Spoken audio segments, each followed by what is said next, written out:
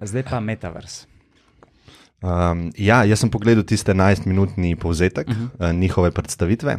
Se pravi, Facebook se je, mislim, ta generalna Facebook podjetje, korporacija se je preimenovala v Meta, ki naznamuje neko nov direction za njih, kaj je Metaverse, lahko tudi povemo, kaj to pomeni.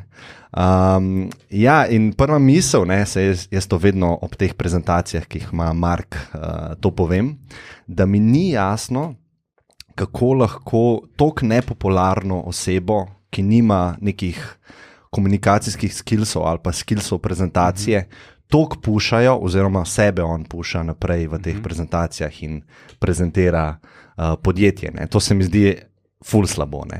In tudi, če greste pogledati tisti video njihove predstavitve, ki traja 1 uro pa 45 minut, izklopili so komentarje na YouTubu, pa izklopili so lajke pa dislajke, ki je bil rejši od tako 90% dislajkov. To nisem videl. In kle se že malo pokaže, koliko so oni res za open, pa dialog, pa zanima jih, kaj ljudje mislijo. Tako da full hate je bilo na tem, to hočem povedati. In mislim, da je on glavni krivc, ker folk mu absolutno ne zaupa, pač celi njegovi prezenci. Tako da to je bil moj prvi tak No in komentar. kaj je tvoja alternativa, ko vidiš? Ja, en človek, ki ima boljše komunikacijske sposobnosti. Ampak kako boš ustvaril nekoga, koliko oseb ti poznaš iz Applega Keynota, razen Tim Cooka? Skoraj vse. Mislim, zdaj itak pušajo več teh Ne, drugih. a mi znaš našteti enega človeka razen Tim Cooka na njihovih Ja, 2 ali pa 3 ti znam našteti. Ta v bistvu s sivimi lasmi, ki bo naslednji CEO, se govori. On je v bistvu vice president. No, Mislim, kjer je ta model? ja, po imenu. No, exactly my point. Ne, Ful saj je meni težko, ima- ne, ampak ful je težko ustvariti, veš ti ponavadi rabiš leta, če ne desetletja, da ustvariš neko persono človeka, ki vodi ta brand. Že Tim Cook, pa je zdaj že koliko od tega, ki ni Steve Jobs, kaj je to? 10 let. 10 let že. Ja. Pa še, po mojemu, večina ljudi ne ve, kdo je Tim Cook. No, A veš? ne, saj se ne gre za to, a veš ali ne veš. Jaz mislim, da v tem primeru pri Facebooku bi random oseba boljše izpadla kot Mark. Jaz mislim, da je to tako težko, kot reči. Klemen ni več on top of his shit na podcastu, pa se bomo enega našli, pa ga menjali. V teoriji ja, v praksi je to ful težko. Ampak Mark nikoli ni bil on top of his shit glede komunikacije. Mislim, ne, ampak glede ostalih stvari pa. Ja, sej vod podjetje, Ne, ki je pa saj, profitabilno. Jaz govorim klej iz PR vidika. Mogoče bi samo oblika tega eventa dotičnega bila taka, da bi on imel otvoritev in potem bi različni product manageri to govorili. Se tako ima Apple, se Tim Cook ne predstavlja zdaj tam Maca pa iPhona pa ne vem kaj je, oziroma teh posodobitev, ampak so to ostali ljudje in so samo neki prehodi. Ja, mislim... Klej pa on imel vse, ne, razen tam nekje na koncu se je z neko žensko. A si gledal? Ja. Dej povej svoj take prvi, recimo cel ta vibe, kako si začutil, pa koliko misliš, da je tukaj, če si začutil tak vibe, kaj jaz, koliko je tukaj krivc za to Mark, ker mogoče sam vibe, da povem, ne, kaj mislim. Tok narejeno, tok sproducirano, tok fake po domače, jaz že dolgo nisem videl neke prezentacije, ko da ena korporacija ven, ali pa nekega oglasa ali pa karkoli. Okay. To je moj pogled. Kaj bi rekel, da je glavni KPI, po katerem judžamo recimo nek tak keynote? Po moje odziv javnosti. Bod bolj specifičen. Ja, oni so predstavili neko novo direkcijo in kaj je zdaj, KPI? Kaj je KPI, po katerem lahko ti rečeš dobro, slabo? Pozitivni komentarji na internetu. Ne, jaz mislim, da si zelo davč. Prvi KPI je, to pomeni, koliko ti povzročiš, da folk dobi željo, to sproba. Ti daš ven produkt, prvi KPI je to, a zdaj svet mi čaka, da bo to sprobo ali ne bo. To je recimo bi bil tak, ta prvi najbolj pomemben KPI, če se strinjate. Daš recimo, ti predstaviš iPhone, pustimo komentarje, pustimo like, vse to nima toliko veze, koliko ima veze, koliko folka bo stal v vrsti prvi dan, da hoče iPhone kupiti. To je neki KPI, kar rečeš predstavitev uspela in vas marketing povezan s tem ali ni, če se strinjate. Ja, sej mislim, da to, kar sem jaz rekel, se mapira na to gora. Ne? Zdaj ne vem, kaj ti hočeš v bistvu. Se pravi, reakcija javnosti je bila negativna. In ti rečeš, zadovoljili smo s tem KPI, da ful ljudi želi to probati. Jaz mislim, da ful ljudi ne želi to probati. Ne vem, malo mi bolj razloži, kaj točno misliš. Jaz mislim, da glavni KPI teh predstavitev je, da navdušijo javnost za uporabo mnoga produkta. Ne? In če ti gledaš iz tega, to ni sama sta rekla, koliko folka je zanima več o tem, to pomeni, so vsaj slišali, če ne gledali. Ne? To pomeni, awareness jim je zelo uspel, tukaj damo check. Second, jaz mislim, da zelo veliko populacije hoče to zdaj probati.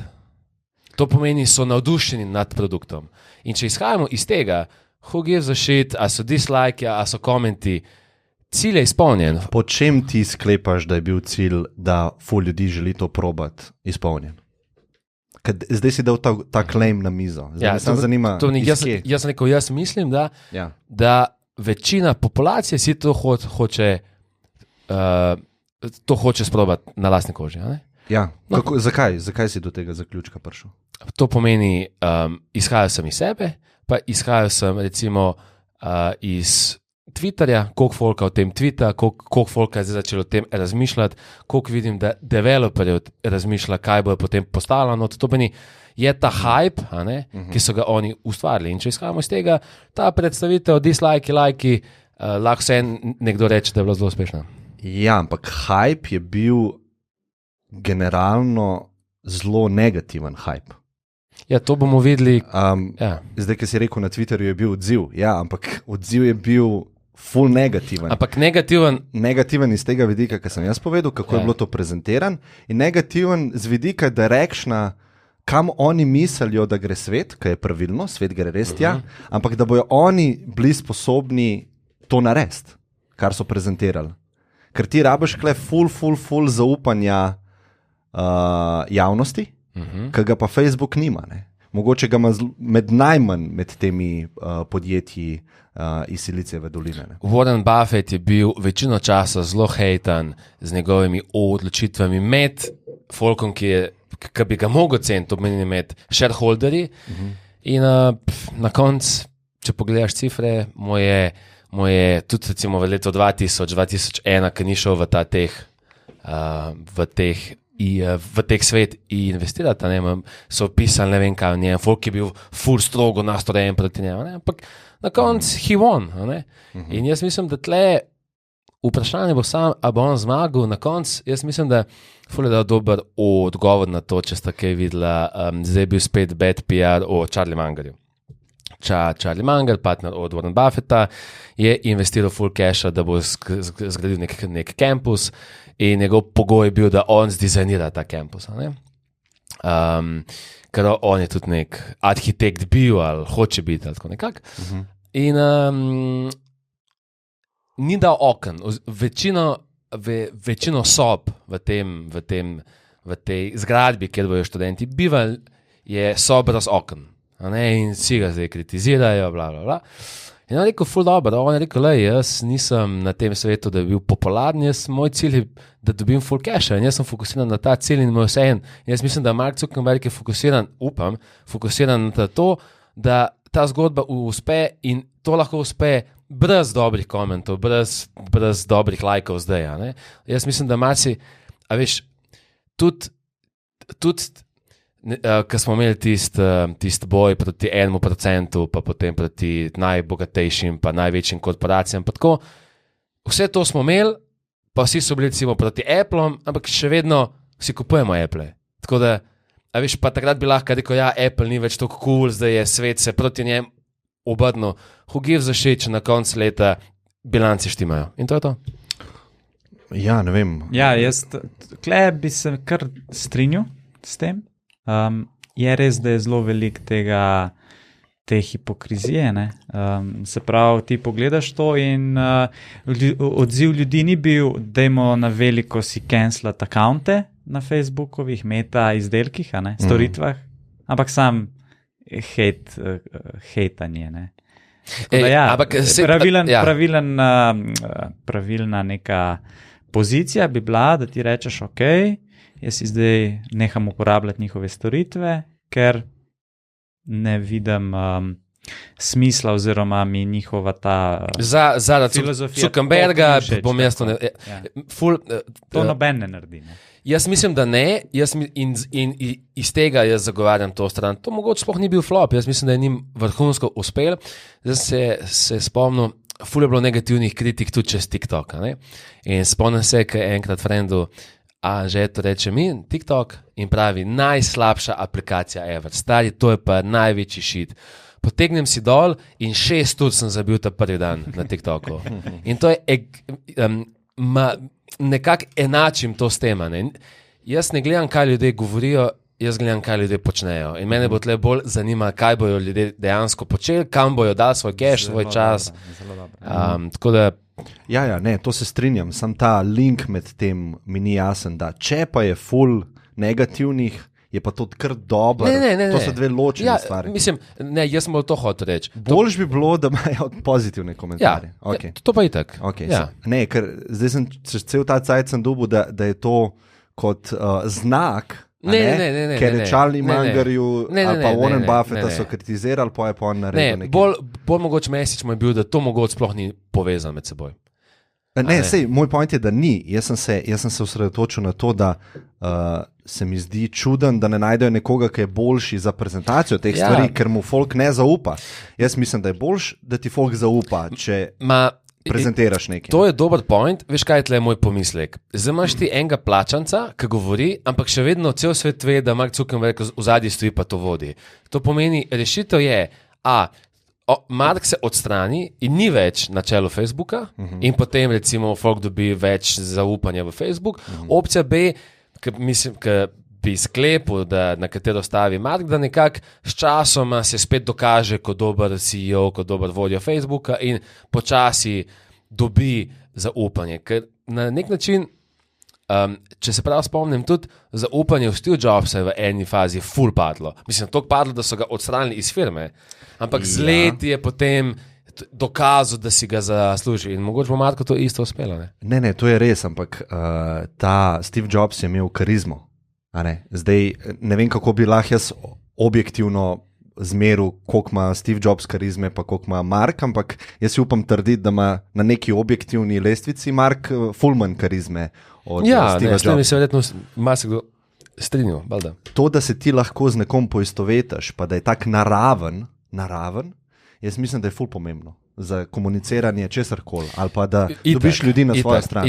No in on se mi zdi ekstremen primer tega, ker se ne moreš ti poistovetiti z nekom. Ker nima karizme. Ful je bil dober en komentar, da je tist avatar od Marka bolj človeški kot Mark. Ampak veš, kaj je še pa slabše? Velike korporacije, ki ne potiskajo naprej za frontmene svoje CEO-je. Jaz mislim, da Teslina delnica danes ne bi bila Teslina delnica, če ne bi folk imel rad Elon Muska. Sigurno. In to je en dober primer, pa slab primer. Jaz celo mislim, da najslabše je to, da pa nimaš nobenega. Noben zdaj ne ve. A se slišimo? Se. Ne, to je sam tukaj, po moje. Aha, ok. Jaz mislim, da